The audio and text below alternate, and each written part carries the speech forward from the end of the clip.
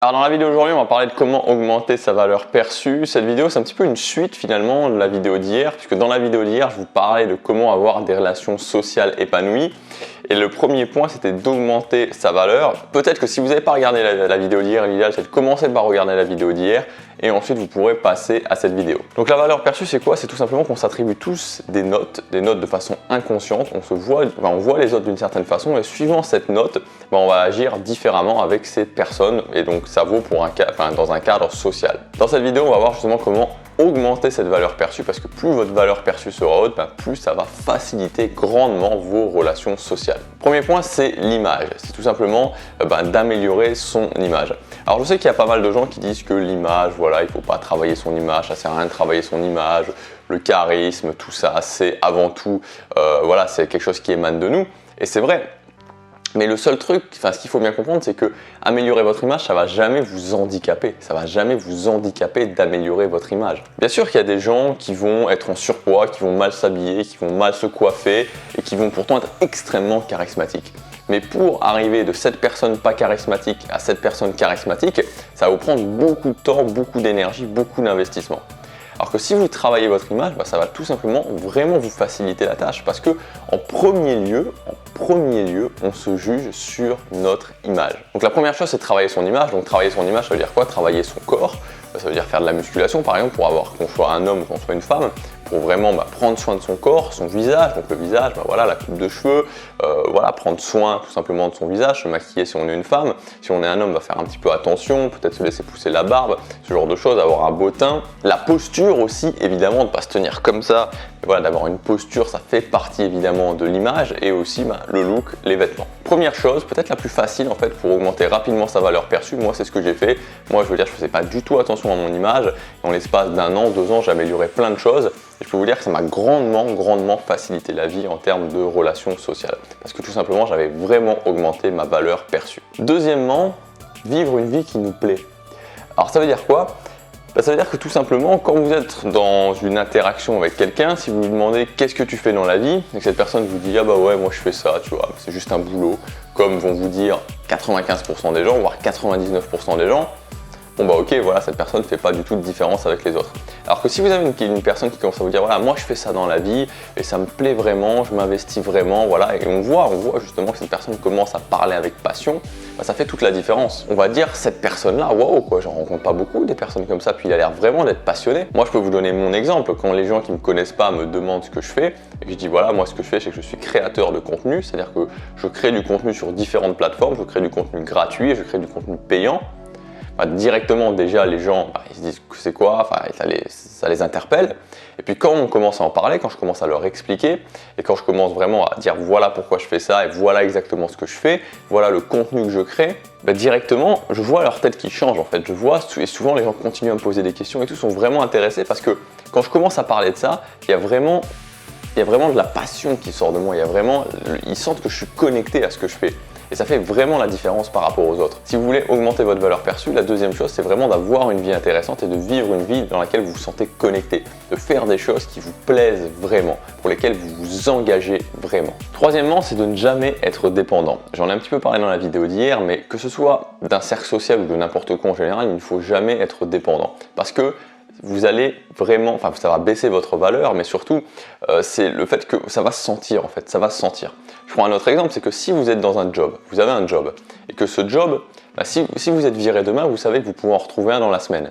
Est-ce que vous ne croyez pas que vous allez agir différemment? Est-ce que vous ne croyez pas que les gens et votre patron vont vous voir différemment? Bien sûr que si. C'est pareil dans une relation sociale, c'est-à-dire que si tous vos amis, tout votre cercle social, ils savent très bien que vous voyez personne d'autre, que si vous êtes dépendant de ce cercle social et que si demain ce cercle social s'est terminé, finalement votre vie sociale est terminée, ça pose un gros problème.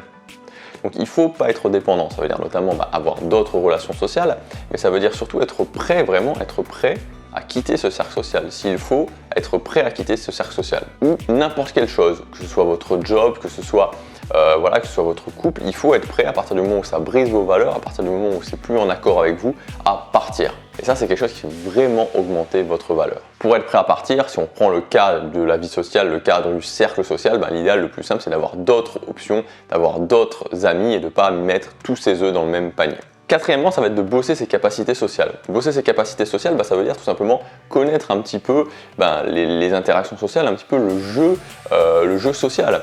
Au niveau des conversations, par exemple, savoir un petit peu comment se passe une conversation, savoir comment on fait des conversations intéressantes, comment on passionne un petit peu les gens, comment on fascine un petit peu les gens quand on parle. Je peux vous donner quelques trucs rapides, c'est par exemple le fait d'arrêter les questions, surtout en début d'interaction, arrêter les questions et passer plutôt à des affirmations qui vont être un petit peu teasées, qui vont un petit peu être des affirmations un petit peu joueuses. C'est-à-dire que plutôt que de dire à quelqu'un qu'est-ce que tu fais dans la vie, voilà, qu'est-ce que tu fais dans la vie, la question vraiment chiante par excellence. Donc si par exemple vous êtes avec quelqu'un qui est jeune, qui est en âge de faire des études, vous pouvez lui dire ok, toi tu fais peut-être, je sais pas moi, des études de psy, tu fais des études de psy parce que je vois, tu as l'air un petit peu d'observer tout le monde, tu as l'air un petit peu de chercher à cerner tout le monde, et la personne va se dire ouais, pourquoi psy, qu'est-ce qu'il y a, j'ai l'air d'un psy, et dans tous les cas ça sera beaucoup plus sympa que qu'est-ce que tu fais dans la vie, qu'est-ce que tu fais comme étude. Donc ça c'est une première chose. Après aussi, de savoir que c'est toujours beaucoup plus intéressant dans n'importe quelle interaction sociale d'être dans un registre émotionnel plutôt que d'être dans un registre logique. Quand c'est logique, et tout ce qui est logique, style professeur de physique, ça donne des interactions qui sont comme ça. Alors que quand on apprend finalement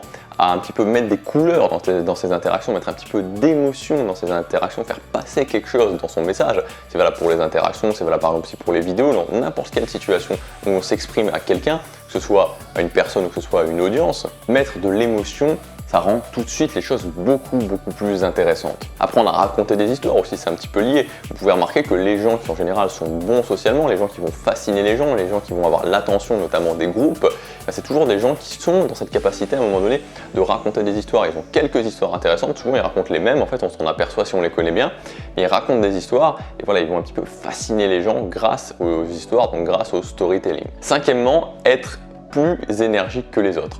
Donc ça c'est la loi de l'énergie, c'est une loi qui change vraiment les choses en termes de valeur perçue et quand vous êtes dans un environnement social.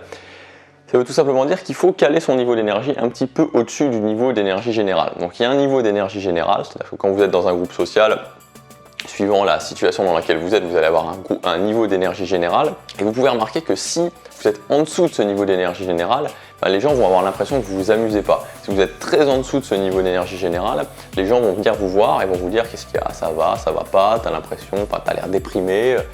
Donc finalement, la chose qui va donner cette impression d'amusement ou de non-amusement, c'est le niveau d'énergie.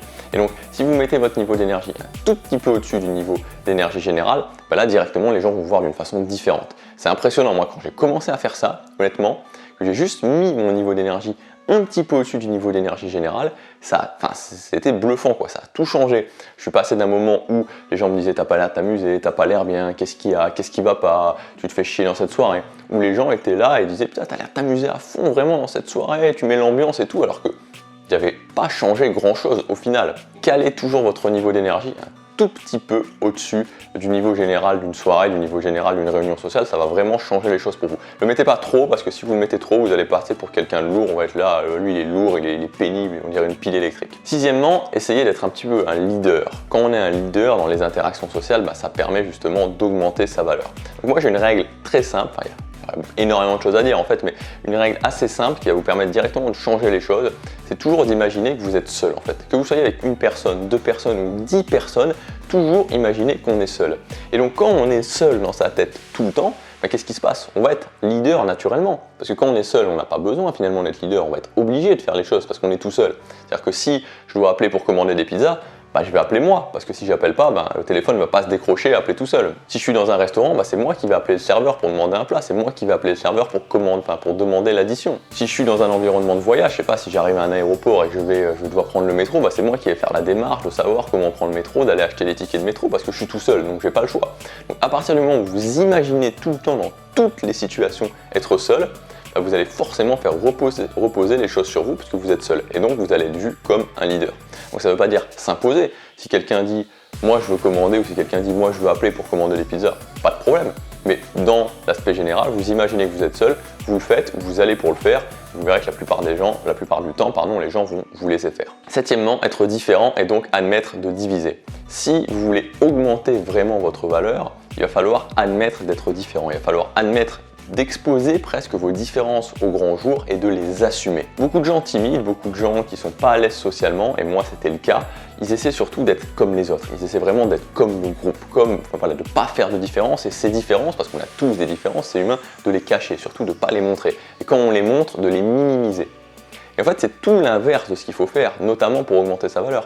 Vous avez des différences, vous avez des différences, c'est parfait. Il faut il faut comprendre que la vraie force, le vrai truc qui va augmenter votre valeur, c'est d'admettre vos différences, et au-delà d'admettre vos différences, même quand on les pointe du doigt, quand quelqu'un vous dit « vous êtes différent », de l'assumer entièrement. Moi, pendant longtemps, j'étais honteux du fait que quand j'étais à l'école, quand j'étais jeune, on me rejetait socialement, on se moquait de moi, et que c'était très difficile, et j'étais honteux de ça. Aujourd'hui, c'est tout l'inverse. Si quelqu'un me dit ça, je dis bah ouais, oui, j'ai été comme ça, oui, j'ai été comme ça, oui, on s'est moqué de moi, oui, c'était très difficile l'école. Et je dis pas que j'en suis fier, mais je dis que ça me gêne pas qu'on le pointe du doigt, c'est une différence et je l'assume. Et ça fait la personne que je suis aujourd'hui. Peut-être que je vous parlerais pas comme ça si j'avais pas vécu ce passé-là. Donc il faut assumer ces différences, vraiment assumer ces différences, vraiment être OK avec ces différences. D'ailleurs, vous allez voir que quand vous êtes 100% OK avec vos différences, les gens vont plus les pointer du doigt parce que c'est pas intéressant, justement, c'est pas intéressant parce que vous êtes OK avec. Et admettre que justement, vu que vous êtes différent dans ce que vous avez vécu, mais aussi dans ce que vous pensez et dans ce que vous dites, vous allez diviser. Et c'est normal de diviser. Pour augmenter sa valeur, il faut être OK avec le fait de diviser, d'avoir un discours qui divise. Donc ça ne veut pas dire diviser pour diviser, ça ne veut pas dire être cassant ou dire des choses pour diviser, mais ça veut dire qu'à un moment donné, vous assumez vos propos, vous assumez vos pensées, vous êtes cohérent avec ce que vous faites, et voilà. Il y a des gens qui vont dire « Putain, c'est intéressant ce qu'il dit, ça me fait réfléchir », et puis il y a des gens qui vont dire « Putain, celui-là c'est vraiment un connard, je l'aime pas ». De toute façon, c'est pas grave parce que je l'aimais déjà pas avant. Donc admettez vos différences et soyez OK avec le fait de diviser, vous allez voir, ça va augmenter votre valeur. Voilà ce que je voulais vous dire dans la vidéo d'aujourd'hui. Appliquez tout ça, vous allez voir que votre valeur perçue, encore une fois, parce que c'est une valeur perçue, va vraiment augmenter. Si vous voulez aller plus loin, vous pouvez télécharger ma fiche pratique 7 habitudes fondations à mettre en place dans votre vie. Donc les habitudes fondations, c'est tout simplement des habitudes, vous en mettez une en place et ça va avoir un impact dans énormément de domaines de votre vie. Pour accéder à cette fiche pratique, il suffit simplement de cliquer sur l'image ici ou sur le lien dans la description. À demain, passez à l'action, chaque jour compte.